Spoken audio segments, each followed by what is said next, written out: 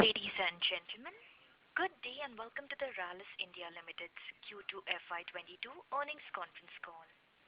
As a reminder, all participant lines will be in the listen-only mode, and there will be an opportunity for you to ask questions after the presentation concludes. Should you need assistance during the conference call, please signal an operator by pressing star then zero on your touchtone phone. Please note that this conference is being recorded. I would now like to hand the conference over to Mr. Gavin Desa from CDR India. Thank you, and over to you, sir. Thank you, Janice. Good day, everyone, and thank you for joining us on Rallis India Limited's Q2 FY22 earnings call. We have with us today Mr. Sanjiv Lal, the Managing Director and CEO, Mr. S. Nagarajan, the Chief Operating Officer, and Ms. Subhra Gourisaria, the Chief Financial Officer. Before we begin, I would like to mention that some of the statements made in today's discussions may be forward-looking in nature and may involve risks and uncertainties. A detailed statement in this regard is available in the result presentation sent earlier. I now invite Mr. Sanjiv Lal to begin proceedings of the call. Over to you, Sanjiv. Thanks, Gavin, and good afternoon, everyone. And thank you for joining our Q2 FY22 earnings call.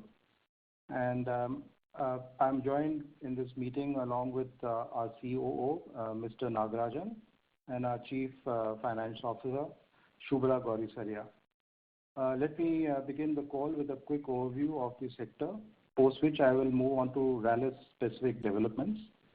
At a broad industry level, Q2 was a tough quarter for the business given the challenging external environments, mainly in terms of high input prices and erratic monsoons. While the overall monsoon was just 1% below the long period average, broadly in line with the forecast, the unevenness observed during the quarter had a significant impact on the overall agricultural activities. While July and August received lower than normal monsoons, the month of September witnessed excess rainfall.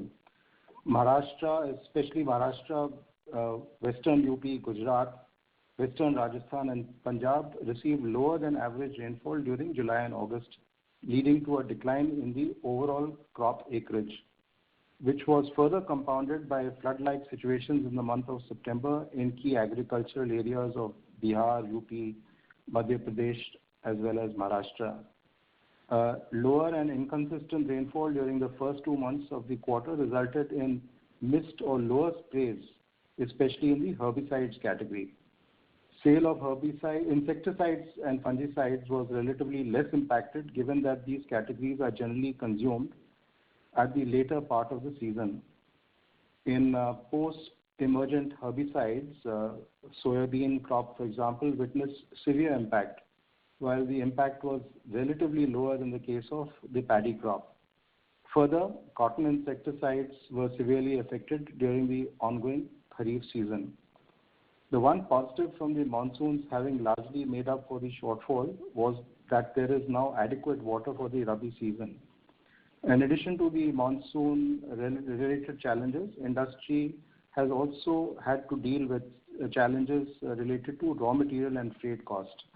While one would ideally like to pass on the rising input costs, it is not always possible due to market conditions and affordability of the farmer for the crop that is being cultivated. You all would be well aware of the very extreme and unique challenges being faced by the industry, particularly from inputs from China. In some instances, inputs have either been unavailable for extended periods of time or prices have seen a significant spike. This, combined with a limited availability of containers and high freight rates, has resulted in significant stress both in terms of cost as well as supply chain. On the exports front, barring the freight and logistical challenges, business at a broad level continued to perform well. On a long-term basis, those sector fundamentals continue to remain strong. Moving now on to Rallis specific developments. Given the circumstances, our crop care business performed satisfactorily, but our seeds business suffered significant headwinds in our key hybrid categories. Erratic monsoons impacted the demand and revenue momentum, while rising input prices has led to margin compression for our crop care segment. Moving on to our operational performance, we continue to make steady progress towards our stated objective of improving our product mix by introducing newer products and widening our distribution reach. Having added 6 and 4 new products during FY20 and FY21 respectively, we have added 6 crop protection products during the first half of the current financial year. As you may be aware, the crop protection category, we launched a rice herbicide as well as a fungicide for fruits and vegetables during Q1. Furthermore, we had also introduced one product under the crop nutrition category.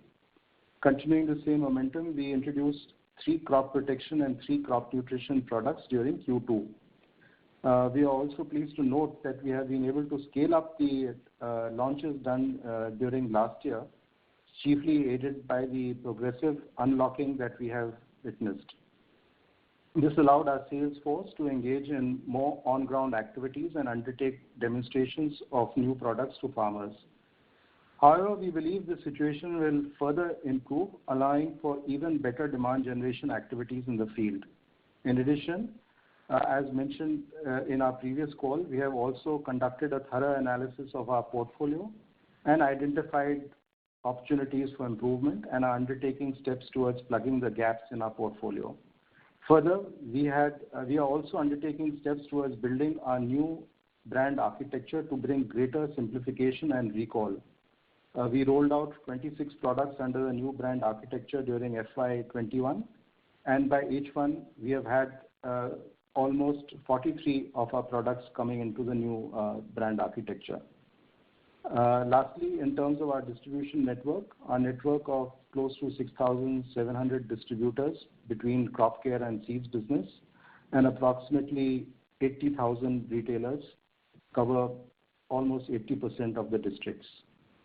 Moving on to the seeds business, Q1 was an extremely difficult period for the entire industry as the growth got impacted owing to increased demand of illegal herbicide-tolerant cotton seeds and a crop shift due to the prevailing commodity prices outlook as well as the erratic weather patterns. Despite the near-term challenges, we continue to improve our portfolio by introducing newer products, which include medium duration paddy and additional cotton hybrids as well. Our efforts in the seeds business are directed towards building our Rabi portfolio, delivering volume growth across segments. Setting up a new retail loyalty program and hybridization is to be supported by the products which are tolerant to disease as well as abiotics, and that's where our efforts in R&D are also focused. We are also focusing on in-licensing tie-ups for mustard and vegetable seeds till the time we are able to commercialize our own hybrids. One important strategic initiative we have kicked off towards end of September was the One Rallis approach to the market to leverage the synergy benefits from our strong presence in specific geographies and seeds into our crop care business and vice versa. The sales and demand generation teams have been integrated under One Rallis. This will allow us to present a single face to the trade and to the farmers for both the categories. We believe that we could benefit from both sales gains as well as cost efficiencies. Our One Rallis initiative currently is introduced in the eastern part of the country, and we will use this as a template to arrive at a national architecture in due course of time. As far as the international business is concerned, we registered revenue growth of 22% during the quarter. Demand for most of our products continues to remain strong. With regard to metribuzin, volumes still remain subdued. However, we have completed reorganizing our metribuzin production facility at a single plant in a single building during the quarter. And the growth in Q2 was chiefly due to pendimethalin and hexaconazole. Their enhanced capacities are being well utilized. We are also working towards increasing the share of formulated products in our exports business, and there's been some progress on that as well. Lastly, as mentioned earlier, we are also undertaking steps towards augmenting the overall product portfolio for the business and are on track to add at least one new active ingredient during the next financial year to complement our existing portfolio. And we continue to explore contract manufacturing opportunities with potential partners, and discussions are progressing satisfactorily. Our efforts for domestic sourcing of some of our raw materials are also progressing, with 2 raw materials for one of our products being now locally sourced. Further, on the raw material front, as mentioned earlier, costs have been going up. We have undertaken a high-frequency approach to calibrate our pricing as much as possible, keeping customer affordability, brand pricing power, and our competitive factors in mind. However, as witnessed during Q2, cost pressures have resulted in a margin decline, both due to our approach to protect rupee margins and the difficulty in the market to absorb steeper hikes. However, in the domestic crop protection market towards Q2 end, we have undertaken further price corrections that average about 8 to 10% of the cost pressures as the cost pressures have intensified. A quick word on the CapEx before I hand over to Shubhra. We have completed the first phase of our formulation plant at Dahej CZ, and we are awaiting certain regulatory approvals before we can start invoicing from that facility. And we are on track to complete our multi-purpose plant at Dahej SEZ during H1 of the next financial year. Further, we have also completed the Ankleshwar debottlenecking projects for 2 of our active ingredients. And our capex for FY22 should be in the region of 250 odd crores as indicated earlier. With that, I'll request Shubhra to give a more detailed analysis of the financials. Over to you, Shubhra. Thank you, Sanjeev. Good afternoon, everyone. Thank you for joining us today for our earnings call. I will quickly walk you through the financial performance for the quarter, post which we can commence the Q&A session. Starting with the top line, revenue for the quarter stood at rupees 728 crores. This is against 725 crores generated during the period Q2 FY21, which is a marginal growth of 0.4%. On a first half basis, we have registered growth of 5.8%. However, if we slice this growth, crop care growth was healthy at 8%, with YTD at 11%. However, it was seeds which saw a negative growth of 65% for the quarter, primarily driven by higher returns in bajra and cotton. Within crop care, both domestic and international business showed good growth of 13% and 8% respectively for the first half. And within international business, if we remove the impact of the spillover growth, which we spoke during the last quarter, the growth was at 27%. Seeds, of course, had a bad quarter with lower liquidation than planned. Cotton business, as we spoke, got impacted due to proliferation of illegal HT cotton and high acceptability of these hybrids by farmers. In bajra, there was a significant reduction in sowing area due to a pause in the rainfall during the months of June and July. We managed the adverse situation with granular planning and focusing on capturing liquidation opportunities in other areas wherein rainfall was good. EBITDA for the quarter stood at rupees 88 crores as against 117 crores, which is 25% lower. As mentioned by Sanjeev, we indeed witnessed a sharp surge in input costs and also freight costs, both inland and ocean. While we try to mitigate through and pass through most of it, cognizance of our ability of the farmers to bear the same and ensuring the quality produced has limited our ability to fully pass on the cost inflation. Hence, our material margin is down by 185 bps year on year. However, if you look at it, large contributor to this is the adverse mix, since seeds make better margins and its revenue contribution dropped from 10% in the base period to 3% in the current quarter. Employee spends went up due to increments given to the employees as against the base quarter of FY21 where there were no increments to our employees. Our profit before tax was also impacted due to lower export incentives under the RODTP scheme and lower yields on investment income. Overall, we saw PAT of 7.7% as against 11.6% in the base period. Moving on to the business-wise performance, domestic business, despite the challenging environment, grew by 3% over the previous year and 13% for the first half of the year. The growth is largely driven by our efforts in recent years towards improving the product mix and widening our distribution reach. We introduced new products during the quarter, which have all been well received by the market. Besides improving our product portfolio, our efforts toward the coming years will also be directed towards scaling up new introduced products, which will accelerate the revenue momentum and also help in improving the overall margin of the business. We will continue our efforts to build differentiated and relevant products to serve the customers.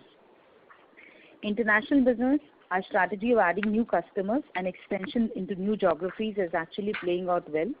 Our growth was 22% in Q2 and 27% in first half, removing the spillover impact. This required the team to demonstrate high levels of agility in navigating through the heightened crisis of non-availability of containers on a timely basis. We actually formed a cross-functional team and reverse planning to schedule ex-factory dates as per these selling dates has helped us during these turbulent times. We are also quite pleased with the growth momentum displayed by niche business, crop nutrition, where the growth is quite competitive and the opportunity to grow is good. We will continue to nurture and build this space. In seeds, we are cognizant of the challenges and took several actions to contain the costs in Q2. However, we are conscious that the business needs some strategic rethink, and we have prepared a roadmap that acknowledges the fact that some of our growth strategies may not have fired as desired. As management and board, we spent some time to identify actions in the short term and the medium term. We are confident that many of these steps will help in building and moving this business on a profitable growth trajectory in future. A quick word on CAPEX before I hand it to the operator. Overall CAPEX for the year should be in the range of 250 crores, as already mentioned by Sanjeev. We are ready to commence commercial production in a state-of-the-art formulation plant at Dahej. Even in MPP, our progress is quite satisfactory. That concludes my opening remarks. We can now commence the Q&A session. Thank you very much. Ladies and gentlemen, we will now begin the question-answer session. Anyone who wishes to ask a question may press star and 1 on their touchtone telephone. If you wish to remove yourself from the question queue, you may press star and 2. Participants are requested to use handsets while asking a question. Ladies and gentlemen, we will wait for a moment while the question queue assembles. This is a reminder to all participants to please limit your questions to 2 per participants only. You may rejoin the question queue if you have a follow-up. The first question is from the line of Varshisht Shah from Vedo Capital. Please go ahead. Thanks for the opportunity, and my first question is on the strategic rethinking which Shubhra alluded on the seeds division. So I just wanted at least what are the current thoughts? Is it a rejig of the strategy and the portfolio, or on a longer term basis, more about maybe even getting out of the business or having some different strategic JV of sorts? So what is the thoughts at the management level on the seed side at the strategic level, both in the short term as well as in the long term? So Varshit, when we talk about strategic rethink, one of course is, to look at what is our growth aspiration on some of these categories. Certainly we had very, very high aspirations in terms of our growth in the, let's say, the cotton category in particular, because we were relatively small in that, and we have been working both on the new hybrid side as well as on the market side. And therefore some of these developments which we are seeing, which is impacting us in particular, and I'm sure the others in the industry have also been impacted by the cotton seed. So in terms of our own growth aspirations, in a way we are moderating that, because there's a long cycle time, because the products which we want to sell next year have to go through the the seed production program in the current year. So we have done some moderation in terms of where we expect the growth on the cotton category to be. So we will take it step by step. We have a number of very good hybrids that we had marketed this year. In fact, while the volume was very small, the market returns were very, very nominal in some of these newer categories. So we will continue to focus on some of our newer products as we go into next year. But the overall growth that we're expecting from this category, we are moderating it till there's some clarity in terms of how the illegal cotton will play out. We've already seen a doubling of the sale of the unregulated cotton seeds over the previous year to this current year. So we will be a little cautious in this category. And this year we had fairly high returns on the millet side as well because of the delayed monsoon in the northwest part of the country. And the farmers simply did not take up that crop. Plus, there's also some softening of the commodity prices on millet. So that had impacted this year. But we do have very good products, and we continue to remain bullish on that. And as far as our Rabi portfolio is concerned, that has been an area where we have been working, and we have indicated that in the next 2 years we will see significant new product launches and scaling up happening during the Rabi season. And we have also called out vegetable seeds as a significant area for us. It is fairly small now, but we continue to build on that through new in-licensing partnerships. And we have also taken a new approach to how we are going to be doing our market engagement. And as mentioned, we are looking at the eastern zone for this pilot, which we have already put in place with one face to the customer, which is our distributor, as well as to the farmer through a common sales and marketing team for our product categories across crop care as well as seeds. So in summary, our strategic rethink is largely on the growth expectations that we have from the cotton category, and also to fast track the introduction of some of the newer hybrids. We had almost 5 new hybrids for cotton going through the approval process. So we will be focusing on scaling these up at a reasonable rate. But some of our products which have not fired very well during the last 2 years, we will be relooking at those particular products in terms of how we want to grow them. So Varshit, that is the long answer to your question on strategic rethink. But the other part of your question was whether we are looking at hiving off this part of the business. There is no such discussion. Sure, so that's really helpful. And my second question is on the cost inflation for our both international and the domestic business. So obviously, I understand it's an industry-wide phenomena and everybody's affected. And based on at least some of the interactions I'm having with the industry peers, it seems that this will flow into Q3, Q4 as well. So my question is, first, does the industry in general and including Rallis has the ability to sort of fully pass it on in phases, or probably the industry will have to absorb some of the costs going into the Rabi season, given that there are some stocks as well, I mean, in the channel for the industry at least. So what is your sense sitting today? I mean, of course, I know it's quite fluid given the China situation, but at least what is the sense you're getting from your team and what is your assessment of the market? So Varshit, the points you're raising, I think, are not only industry-wise, right? They're also global, right? So if there's a price increase in the raw materials that is happening, we are, to the extent possible, passing it on to the customers.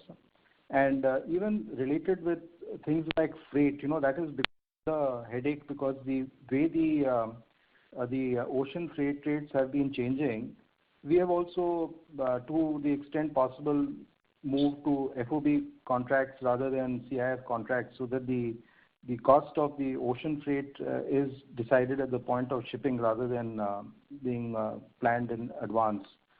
So to that extent, we are making sure that we are able to protect our margins, because it's not only us. I think even the customers sitting on the other side of the globe are facing the same challenges from everyone. And if there is a need for the agrochemical and there is the ability of the farmer to buy it, certainly those prices are being passed on. And all said and done, the commodity prices globally are favoring use of these kind of chemicals, because the commodity pricing is all very favorable. And as far as domestic is concerned, there is a point that you make about high inventory levels. And I can only say that as far as Rallis is concerned, our inventory levels are not a concern for us, because we have not done any kind of channel stuffing. We've been going only on the basis of what we are outlooking in terms of requirement. So there's no extra inventory that we are holding beyond what we think is reasonable. Sure. That's really helpful. Just one last question on the strategic outlook on the capital allocation. So you're already having a very extremely strong balance sheet, and what I understand from you is that you might go a bit slow on the seed side, given the reasons you mentioned. Probably, I think you will have even higher release of working capital in your seeds business. So going ahead, I mean, is there a sort of a strategic rethink on having a higher capital allocation to your crop care segment, or is it that you're already committed in that zone and there's no incremental increase in the long-term capex plans? I mean, I don't want any numbers, but at least what's on the drawing board. And if there's no additional incremental increase, then does it mean that probably we could see some higher payouts to shareholders? That's the question. Mr. Shah, I'm so sorry to interrupt, but after this question, may I please request you to rejoin the queue for your follow-up? Sure. Thank you. So I should just answer that question. So, certainly our inventory level on the seed side has gone up because of the very sharp increase in returns. Our inventory working capital on the seed side has gone up. So it will take some time before we're able to get that down to earlier levels. As far as the capital allocation is concerned, as we have already indicated, about 250 odd crores will be the capex spent during this year. Some of our projects are coming to fruition in terms of commissioning. As I mentioned, the formulations plant at the chemical zone in Dahej. We have already taken trial production of one of the lines. In a phased manner, we will be commissioning the other lines as well. And once we're getting the regulatory approval, we'll be able to start the dispatches from that site. The other big investment for us is the multi-purpose plant, which is under construction. All going well, we will be looking at commissioning this plant towards H1 of next financial year. And as I'd already called out, for the work which is being done by our R&D teams in terms of new product introduction on the active ingredient side, right? So those will be commercialized in the new multi-purpose plant. So we are expecting at least one product to get commercialized from the new facility next year. As far as further capital is concerned, you may be aware that out of the 800 odd crores that we had articulated 2 years back, about 550 odd crores is what is committed, and we do have headroom in terms of new projects. Some of them are still on the drawing board.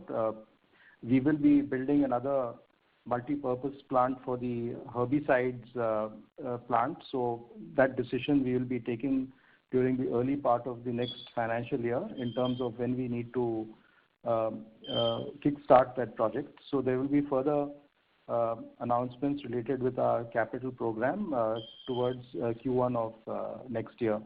But work is in hand for some of these things, including some projects which we are looking at for backward integration, because the risk related to China sourcing is now very well understood, and we have been facing these issues, I would say, for the last couple of years, where either it is a safety-related issue coming out of that country, or there's an environment-related issue coming out of this country. Now it is an energy-related issue coming out of that country. So something or the other will keep hindering smooth trade.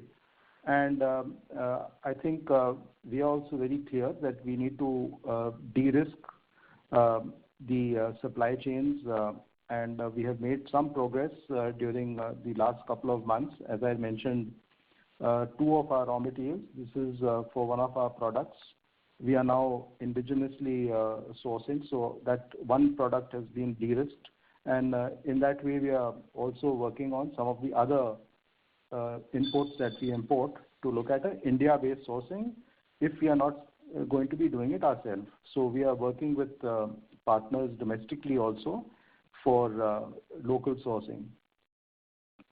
So I think, Varshit, that answers your question. We can move to the next question, Janice. Thank you. The next question is from the line of Aditya Jhawar from Investec Capital. Before that, I would like to remind all participants again to please limit your question to 2 per participants only. Over to you, Mr. Jhawar. Yeah. Thanks for the opportunity. My first question is on the seeds business. If you can quantify the, what was the actual sales return, and what is the share of, cotton in our overall seed business? That's the first question. Naga, would you like to take that question? Yeah.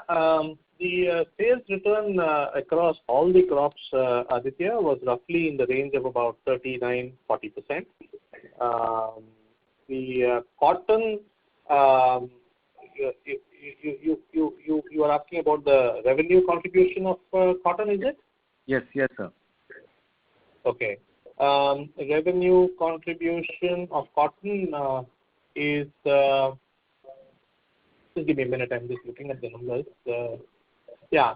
So the revenue contribution of cotton in the H1 is about 12 to 13% of the seed business, seed revenue.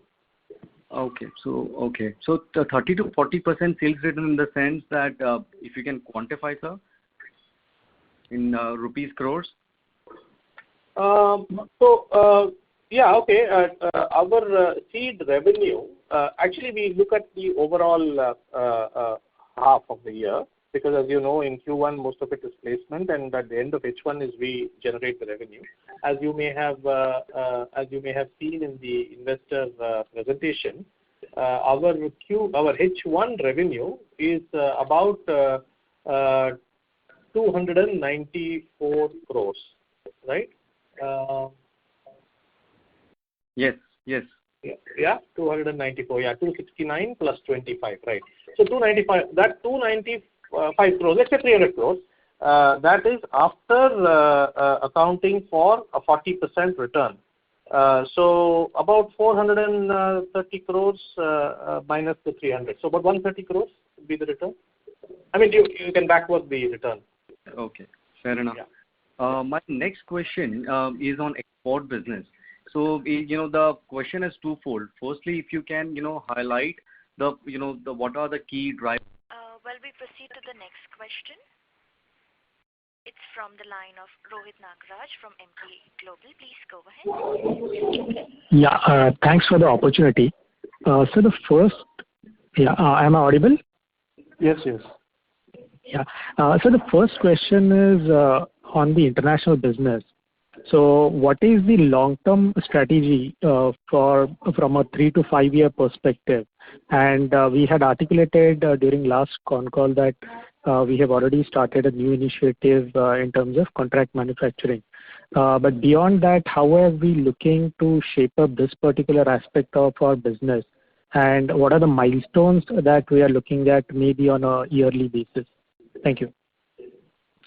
So, Rohit, as far as our international business is concerned, we have an existing set of products that we are currently exporting, right? And as you'd be aware that we have made investments in expanding the capacity of some of these products, right? For example, metribuzin, we've expanded the capacity. Pendimethalin, we've expanded the capacity.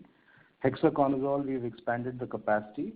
So today, both the hexaconazole as well as pendimethalin, we are practically running at capacity of the new facility. Metribuzin, we expect that by end of Q4, that whole facility should be getting fully leveraged. So there's an existing portfolio of products that we have already scaled up, and we will also take decisions depending on the way it is panning out, whether further investment needs to be done.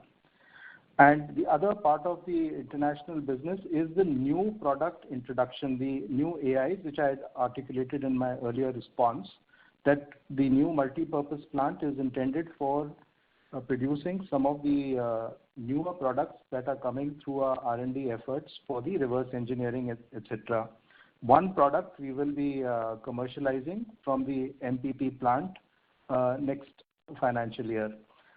So the idea is to continue to leverage our existing portfolio. Second is introduce new actors into our portfolio. And the third is to also expand the formulated product that we export. As you'll be aware, last year we have started business on a formulated product for metribuzin going to Brazil. We have also got registration for one of our formulated products for acephate, again in Brazil. So that will be another big opportunity for us to expand the formulated business. And apart from that, in some of the other African and Southeast Asian countries, we are already doing a reasonably sized business on the formulated products. So these are the three parts of our international business that we will be looking at expanding. Trust that answers your question, Rohit. Right, sir. Thanks. That was really helpful. So the second question is on the existing contract manufacturing business. So how is it shaping up, and how are we looking at it in the next, maybe in the near term and medium term? Thank you. Yeah. So our existing contract manufacturing business, you would be aware that one of our imported products, which was the polymer, that business has not been moving at all for the last couple of quarters. And this was really related to the airline industry where it goes to. And there is also very high inventory with our customer who buys this product from us on contract. So we see this business, this part of the polymer business reviving only towards middle of next financial year. In the meantime, our other products are continuing to do well, so that is not a concern for us at this point in time. And we have, as I had mentioned in our earlier calls, that we now have a structure for actively seeking out new opportunities in contract synthesis. Here again, there is a good developments which are happening, but I would say it is not yet fully concluded for us to be talking about. But we are seeing very positive traction on the newer opportunities that we are currently working on. So there is progress, but nothing to report as of now. And we do see this as a good opportunity, because not only for us, but I think also for potential customers as they're looking at de-risking their own supply chains. We believe that Rallis will get good opportunities in this space of custom synthesis as well. And here again, we are not specifically looking for patented molecules, because we do understand that many of the innovators may not look at patented molecules to be produced by Rallis, Rallis being a competitor to them, but there are a lot of other opportunities that we are exploring. So this part of the business will start giving us growth, I would say, in the next 2 years. Right, sir. Thank you so much, and best of luck, sir. Thank you. The next question is from the line of Ashwin Agarwal from Akash Ganga Investment. Please go ahead. Hello. Yes, Ashwin, go ahead. Yeah. So first of all, I just wanted to ask, can you just give us the geographical revenue of for this for H1 or can you guide us for the geographical revenue side? See, Ashwin, we don't normally share that data, but I would say that most of our international revenues are coming from the Americas. That is a large contributor to our international business. The hexaconazole category largely goes into paddy, so that's Southeast Asia kind of product. But most of our revenues are coming from the Americas and some from Europe. Okay. Thank you so much. And then my second question is, as you told that there is a molecule you are going to develop, one molecule you are just planning to develop on. So can you just give me some any rough idea of how much time it would take on an average basis, if you got into a molecule development and all scale? No, so the work on synthesis for multiple products is going on at the R&D center, right? So, and as I mentioned, the multi-purpose plant is called multi-purpose because we will be able to do more than one product in the same plant. So we will be commercializing at least one product next year coming from the new multi-purpose plant. So that will scale up over time because as you are aware that while we may have a cycle time for our own product development, which is well under track, there is also another cycle time related with being able to commercially scale up active ingredients because it requires registration in multiple countries.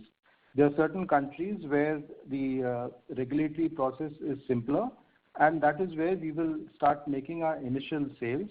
But the scaling up of all these products may happen over a 3-year period. So initially there will be low sales of some of these newer AIs, but it will scale up over a period of time. Okay, thank you, sir. I will back in the queue. Thank you. Thank you. The next question is from the line of Viraj from Securities Investment Management. Please go ahead. Yeah, hi. Thanks for the opportunity. Just have a couple of questions on the seed side. First is if you can just provide some perspective in terms of the aging of the portfolio, say across crops, say cotton, paddy, maize. And the related question is, you talked about us seeing almost a 40% sales return. So is it largely concentrated in, say, cotton and bajra, but maybe not so much in, say, maize or paddy? Because, if you look at the overall sowing data for these two crops as well, it has actually been flat or grown. So just wanted to understand, how should one look at the, portfolio level impact, crop level impact. Sorry. Thank you. Naga, you'll take that, please? Yeah, I'll do that. Maybe I'll take the second question first. Yes, it is largely in bajra and in cotton. So what we have witnessed is that, as already mentioned by Sanjeev, the impact of the HT cotton, illegal cotton, has been quite sizable in the case of cotton. And also in the beginning of the season, when the cotton sowings were happening or underway, you might recall that there was very good commodity prices in soya bean and groundnut. In some of the geographies which are common, there definitely was a crop shift. And we did find that these were important contributors. Of course, we also found that while these were external factors, we also had to acknowledge that there are certain hybrid level features that we will have to also work upon, and that kind of plays into the overall seed business strategy review that Sanjeev and Subhra earlier alluded to. As far as millet was concerned, bajra, certainly as is well known, the commodity prices were extremely low this year, and they continue to be. We also found that when the pausing of the monsoon happened between end of June, third week of June, you can say, to about July 15th or so, or maybe 10th of July, which is actually the key season for a lot of millet liquidation. liquidation got affected. So that is the other crop where we have had a challenge in terms of sales return being high. As far as paddy and maize, the sales returns have been stable. In the case of maize, we did have a challenge in terms of supply of availability. So it was not so much a market side challenge that we had faced. So it was not a sales return challenge, but we did have some supply challenges consequent to some difficult situation that prevailed during the production season of 2020, Rabi 2020. So this is to sort of provide some input on the crop level situation. As far as the portfolio and the aging of the portfolio, what you were asking, certainly as you know, our cotton portfolio is comparatively young. We are in the process of coming up with hybrids. In fact, this year we had 5 hybrids that were introduced in the market. So cotton would be a comparatively younger portfolio.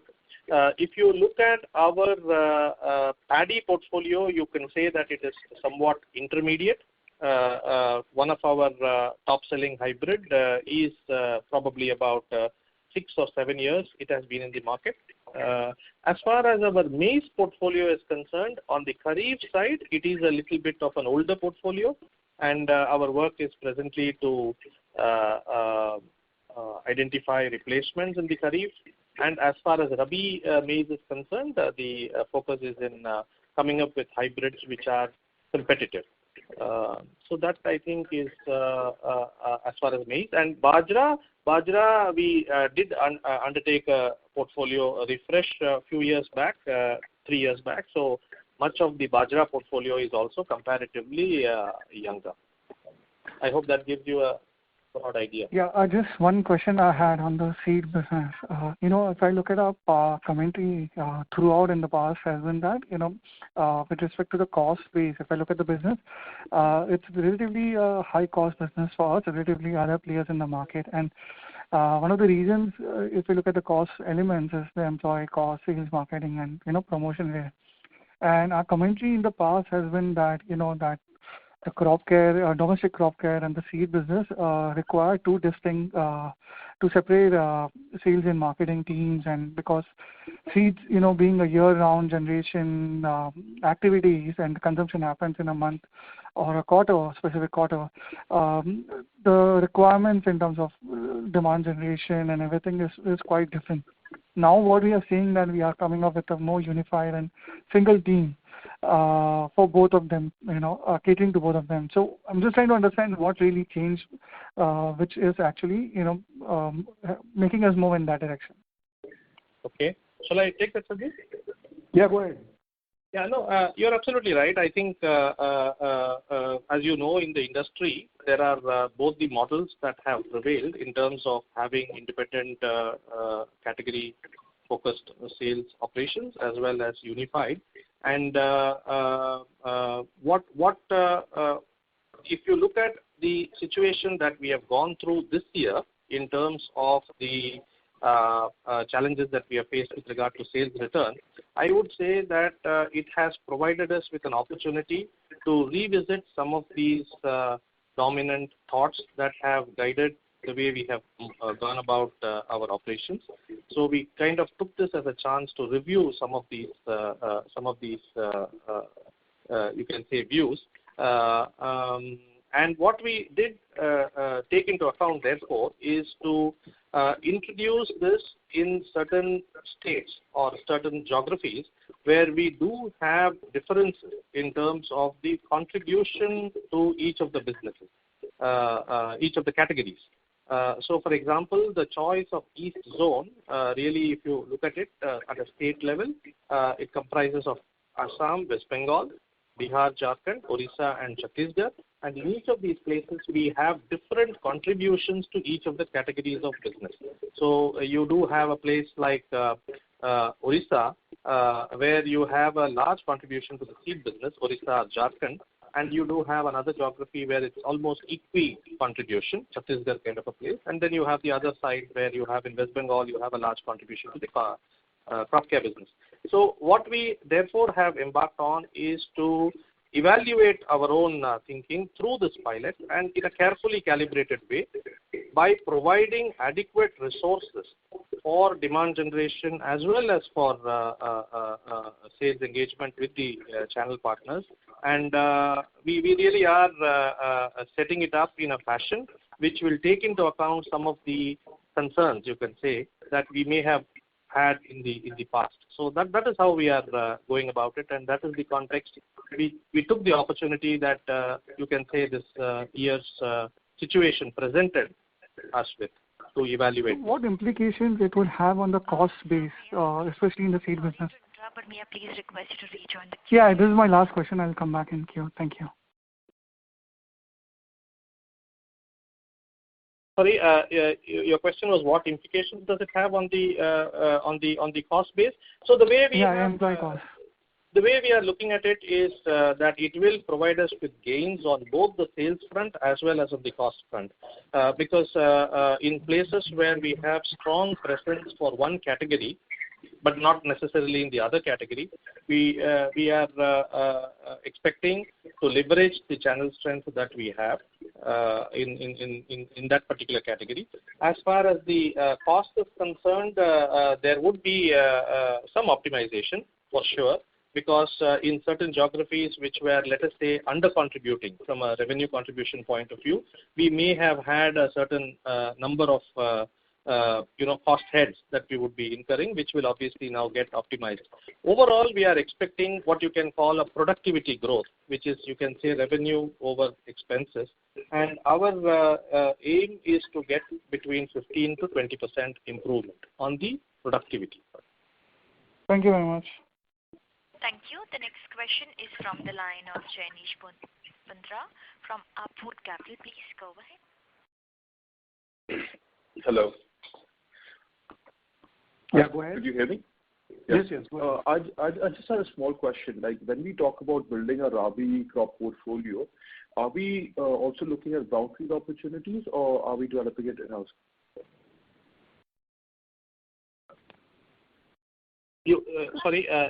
Can you repeat the question, please? It wasn't very clear. Yes.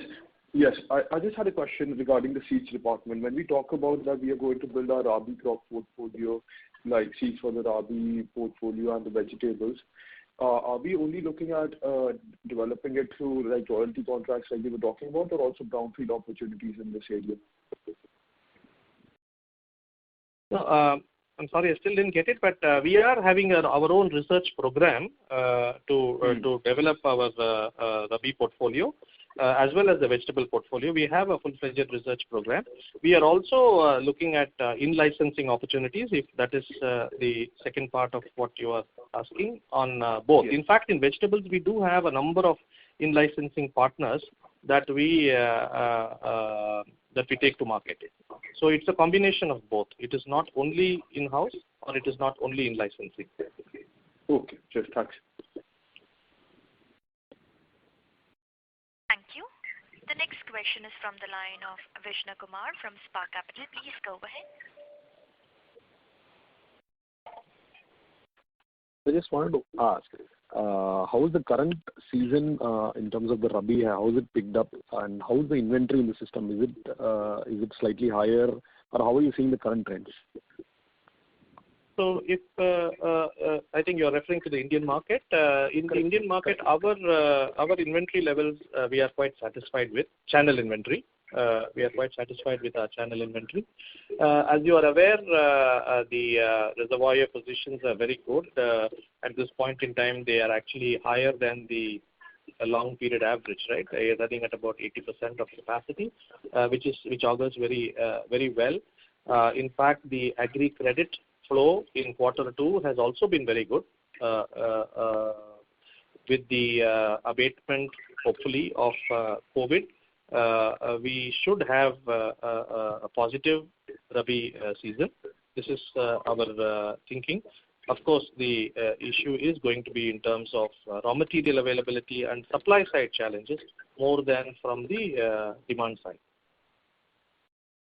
So should we expect a strong growth, or how? I mean, what do you think will be the growth likely in single digits, or any rough idea in your opinion, because you're seeing the current trends there? Like, could it be pretty strong, because last year also was pretty strong? So just trying to understand from that sense. If you compare some of the indicators at this point in time, last year also, like you correctly said, we had very good reservoir storage. It was 87% last year. 80% it is at this point in time, which are both higher than the long period average of 77%. Last year, the agri credit was in the second quarter about 5 to 6%. This year, it is running between 11 to 12%. September rains have been good. October rains also, I think, have been quite high. In fact, in many places, there are challenges consequent to that as well. So difficult to sort of put down a particular percentage, but certainly we are thinking that it should be similar at least to last year. Thank you. The next question is from the line of Abhijit Akella from IIFL Securities. Please go ahead. Yeah, thank you so much. Just a couple of things. One is on the margin front for Rabi. With these input cost pressures as well as there's probably slightly higher inventory lying with the channel in general at the industry level, just given the weak Kharif season. So anything, I mean, any color in terms of any discounting or that kind of thing that the industry is resorting to, and whether we also are having to participate in that, and if so, what margin implications that might have on our domestic business? That was one. There are bound to be inventory differentials, channel inventory differentials, and even company inventory differentials between the different companies, depending on when they may have bought or when different competitors may have bought their products, their raw materials. So that is something which is bound to happen, and it is already in the market, evident in the market, with differential prices prevailing for different formulated products in the domestic market. So our approach has been in terms of looking at our cost increases and trying to sort of see how we can segment the products, the markets that we have, into those where we are able to pass on a reasonable portion of the price, the cost increases. And certainly there are products, markets where we would have challenges as well. Not just because of competitor action, but also because of cross-segment movement that the farmers may undertake if the price points become far too high. So that is the way we are kind of going forward. It is a fairly challenging situation, very difficult, as you can appreciate, to precisely determine. But this is what we are focused on, trying to sort of identify geographies, crops, products, cost changes, inputs from the field with regard to the market position of inventory, the segment itself, and then kind of arriving at our own approach with regard to pricing. Got it. Thank you.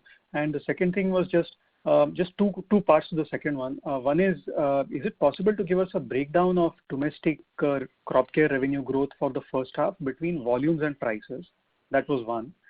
And second, on the international business, with all these developments happening in China, lots of chemical prices rising, do we see ourselves as a net beneficiary of that, in the sense that maybe some of our product prices also, start to move up, like say a metribuzin or pendimethalin or some of those? Or is it more of a concern to us on the raw material side? No, I think there are changes in both the raw material cost as well as our prices, right?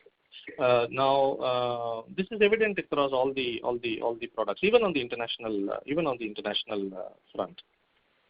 Now, what may be more important, I guess, is the spread, right? I mean, how the spread might change. Between the price and the price point and the cost point, and that varies for different products.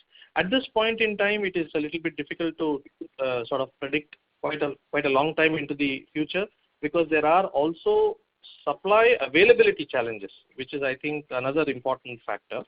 So that way it is a little difficult to predict how the spread might change, but in a general sense, it is not only a cost increase. It is both a cost increase and a price increase. And your other question was volume growth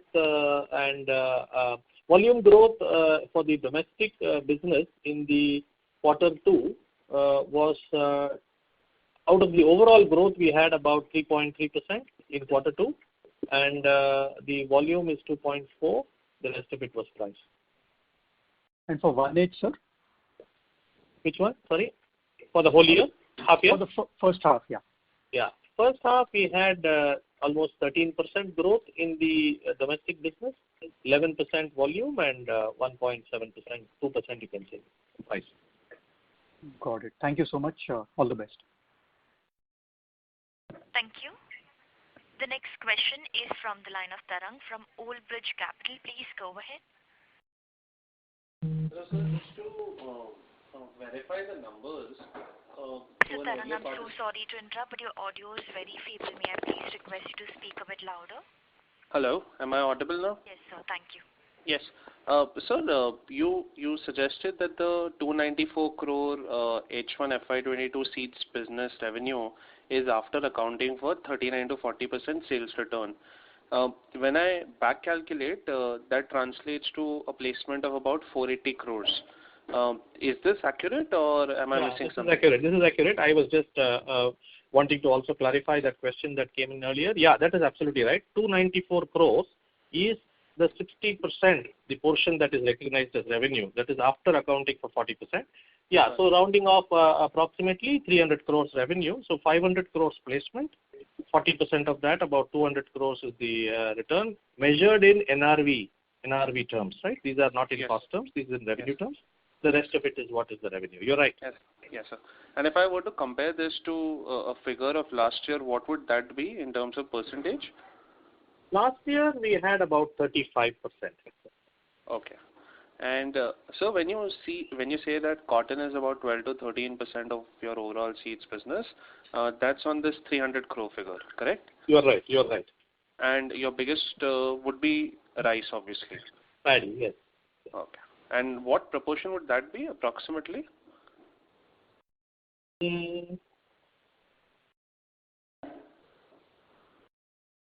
Paddy would be about 40%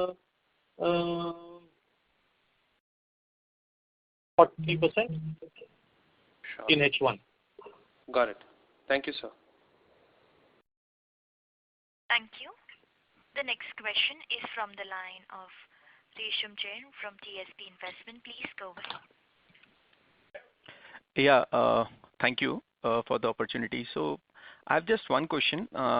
In the upcoming Rabi season, what we are hearing is that there are shortages of fertilizers, especially DAP and material like that, and that may have impact or a bearing on the overall acreage and the output.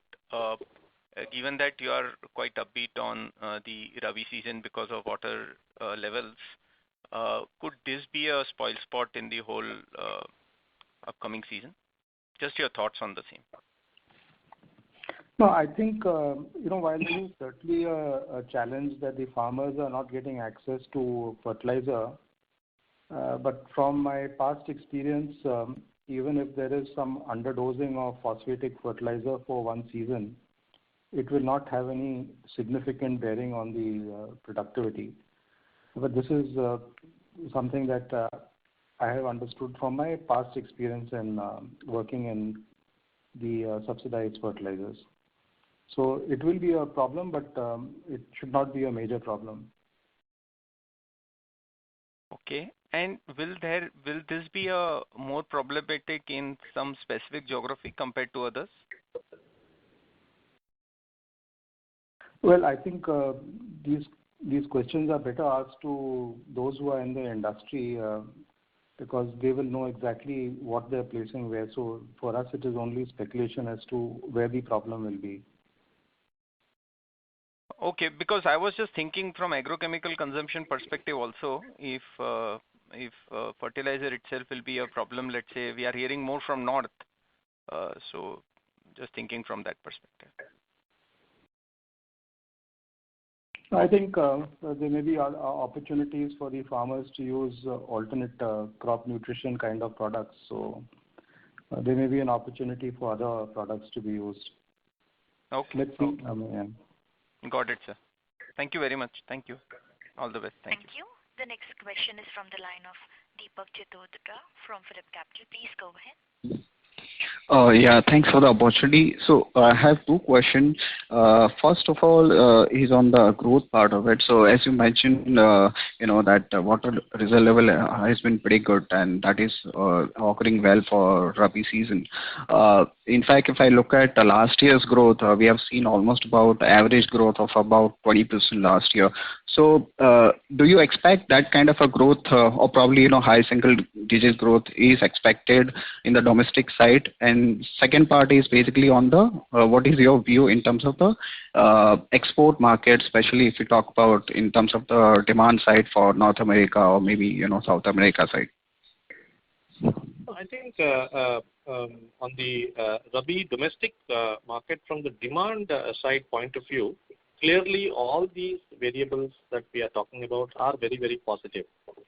Now, in terms of how the availability and how the prices of whatever is available is going to shape up will be a very important factor that may determine the growth for a specific industry, let's say crop protection or for us, or for a specific company, depending on the portfolio and the price points of the products and stuff like that. So that would probably be an important factor to take into account. But from the demand side, yes, things we do think are going to be quite positive. Exports, export momentum is quite positive again at this point in time. Just like we had said in Q2, we had 22% increase. That continues in terms of positive momentum. Of course, there are challenges in terms of freight, that is logistics, and of course on the supply side. So those are the challenges. But again, the demand seems to be quite good. Sure. And my second question is regarding the cost, as you rightly mentioned about the RM cost going up for most of the chemicals. But do we expect additional costs coming up because of the unlock which is happening in the domestic market in terms of sales and marketing cost or advertising cost or traveling cost? So do we expect that cost also going up in the S2 or in the coming quarters? Yeah, definitely. I think in terms of the demand generation work, if you look at our own Q2 over Q1, we have increased progressively the demand generation work that is happening through physical meetings. And hopefully, if the COVID subsides, we are continuing to do it with a lot of safety measures and all of that. But I think as the markets open up and as things improve on the vaccination front, we should expect far more of demand generation. While it may be an increase in cost on specific heads, I guess the expectation also is that it will help in being able to position the differentiation in some of the products, which we have either not been able to with limited physical movement. You had to depend on digital methods, which we'll continue to do for specific, reminder type of communication, but certainly for more differentiated products as well as for the new products, scaling up of the new products, these things will certainly find a benefit. So thanks. Thank you. The next question is from the line of Rohan Gupta from Edelweiss. Please go ahead. Yeah, hi sir. Good afternoon. Thanks for the opportunity. Sir, question is on our higher raw availability from China and dependency on China for raw material. I believe that roughly 40 to 45% of our raw material we are dependent on China. Given the current crisis, sir, how much finished goods inventory and raw material inventory we have rightfully with us, and do you see that even a good monsoon in Rabi can have impact on our business because of the raw material availability. If you can just share some more detail on that, sir. Naga, you want to take that? Yeah, I can do that. So typically what we have been doing is to stock up on the key raw materials for the different active ingredients. And we are at this point in time, you can say, I mean, we look at a metric which is raw material on hand plus what is on order. Now what is on order is something which may have already been shipped, and or it may be something which has not yet been shipped. In the past, we have been able to look at this combined measure and feel, let's say, comfortable that we are able to have a certain level of coverage, let's say a 3-month coverage. But what we are increasingly doing is to focus on what we actually have on hand and what has actually been dispatched. Because things which are on order but not dispatched, we are finding that there are situations where, for various reasons, the manufacturers are not able to supply, particularly if it is China-sourced product. Therefore, the planning horizons have become far, far narrower. We are trying to stock up as much as we can. For many of the products, for many of the active ingredients, we have adequate stocks to cover for the next 3 months. But there are maybe 1 or 2 products where we are still waiting for material to be shipped. And given the uncertainties that are there at this point in time, the risk, if you can call it like that, of some kind of a pause in production, that kind of a thing certainly exists for this 1 or 2 products. But in terms of the domestic market, now how much of this really is relevant for this particular season? Because not all products, not all active ingredients go into a relevant formulation for this particular season. That way, if one were to look at it, I think we are reasonably covered as far as the domestic market is concerned. Okay, but our B2B business and institutional business and export market can be severely impacted in terms of unavailability of raw material from China. No. I didn't say that. Sorry, I think let me just restate this. For most of our products, except for maybe 1 product, we are covered as far as Q3 is concerned. But even for that 1 product, material is on order. It all depends on the. We of course have material on hand as well, but we also have material on order, which if it is shipped, we should be covered. And so all the not price increase we have seen in raw materials? Not severely affected. I mean, I think some of the terms that you mentioned, I just wanted to clarify on that. Okay. And sir, the price would have gone up significantly in terms of even the material which we have contracted. Do you see that we will be able to pass it on, or there may be some more margin pressure which we can expect in second half?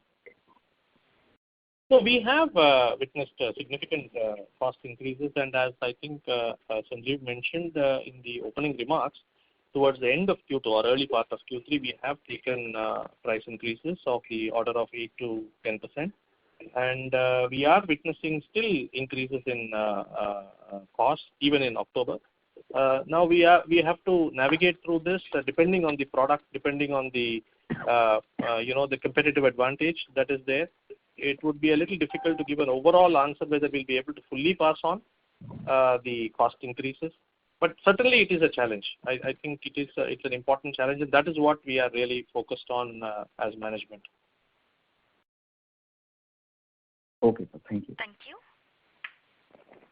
We take the last question from the line of Manish Jain from Moneylife Advisor Services. Please go ahead.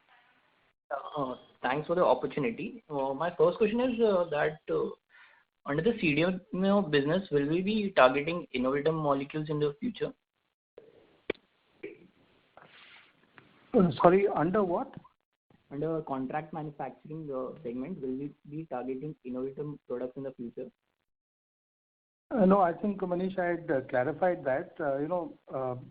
The products which are still under patent, where we feel that Rallis may never be the preferred partner for any of the innovators, because we are also competitors to most of the innovators. So we will perhaps not see any contract manufacturing happening in that category. If that was your question. Yeah. The second question is, just wanted to have a brief on the concept of One Rallis. Yeah. So fundamentally here, the approach of ours is to have a org structure where we have a single face to the farmer as well as to the trade. And you'll recall that the Rallis standalone, before we merged the Metahelix Life Sciences into Rallis, Rallis was also doing some business in seeds, which was really being sourced from Metahelix. So it's not that the teams have not handled seeds.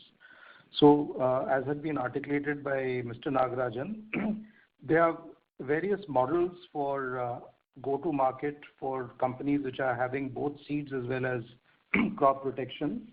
And we are taking this as a pilot with every intention of making it give the kind of benefits on productivity that we have internally discussed.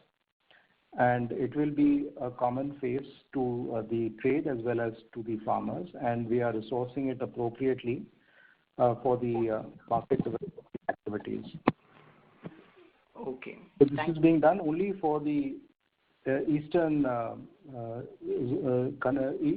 states. We will have all our learnings and improvements that we will do, and then we will take a decision on how we need to extend it to other parts of the country. But as of now, we are focused on making it work for us in the eastern part of the country. Okay. Thank you. That's it from my side. Thank you. Ladies and gentlemen, that was the last question for today. I would now like to hand the conference back to the management for closing comments. Thanks, Janice. And just to sort of conclude this call, it has certainly been a challenging quarter for Rallis, particularly on the seeds front. We do believe that this is something that is a near-term challenge, and we will work towards setting it right for the coming season. And it is an area of growth for us. We will continue to focus on the R&D efforts for bringing in more differentiated products. Our pipeline of R&D appears to be very robust, and we are hopeful that in the next 2 years, we will have a much differentiated portfolio, which will form the basis of our future growth. As far as the immediate challenges are concerned for Rallis, it is really ensuring that some of the supply chain challenges that we have, we are able to navigate through. The costs are practically changing on a day-to-day basis. So the whole approach that we have to sourcing materials is now being looked at, and we are trying to make every effort to ensure continuity of all our operations without any disruption. So there are price increases which we are factoring into our costing, and to the extent possible, we are passing it on. And even on the logistics side, there are a couple of very innovative things that the teams have been working on in terms of ensuring that availability of containers and shipping for our exports business. So that has actually helped us during the previous quarter. We will continue to build on that. And till next time when we again meet for the analyst call in January, all the very best and very happy festive season to all of you. Thank you. Thank you. On behalf of Rallis India Limited, we conclude today's conference. Thank you all for joining. You may now disconnect your lines.